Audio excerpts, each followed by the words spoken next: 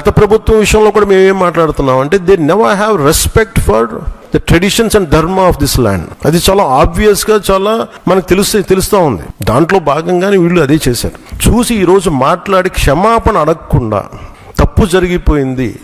మేము ఇందాక మా కేశవ్ గారు చెప్పినట్టుగా ఒక తెలియక చేస్తే పొరపాటు, తెలిసి చేస్తే తప్పు, కనీసం తప్పులు జరిగినాయి అది కూడా చెప్పకపోగా మమ్మల్ని క్షమించమని అడుగుతున్నారు. నేను ఒకటే చెప్తున్నాను, భగవంతుని మీద పగబట్టుకున్నవాడు సర్వనాశనం అయిపోతాడు తప్ప ఎవడు బతికిన దాఖలాలు లేవు, గుర్తుపెట్టుకున్నారు. ఎందుకంటే ఇది ఫెయిత్కి సంబంధించింది. చాలా స్పష్టంగా చాలా క్లియర్గా సిబిఐ మీరు అసలు నెయ్యి లేని దాంతో మీరు లడ్డూలు చేసి దాంట్లో మీరు ఇందాక చెప్పిన గ్లిజరైడ్స్ ఇవన్నీ ఉన్నాయి కదండి. దానికి మీకు ఒక రికార్డ్ చెప్తాను.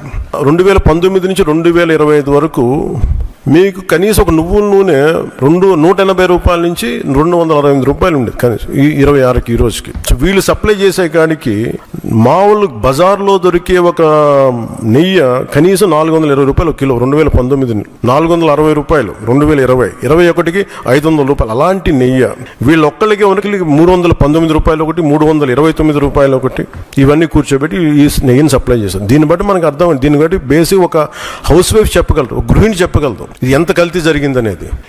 ఇలాంటి నెయ్యిని కూర్చోబెట్టి ఇది భగవంతుడికి ఇచ్చి ఈరోజు బుకాయించి తప్పులు చేసి మళ్ళీ ఈరోజు ఏం లేదని మాట్లాడుతూ ఉన్నారు వీళ్ళు.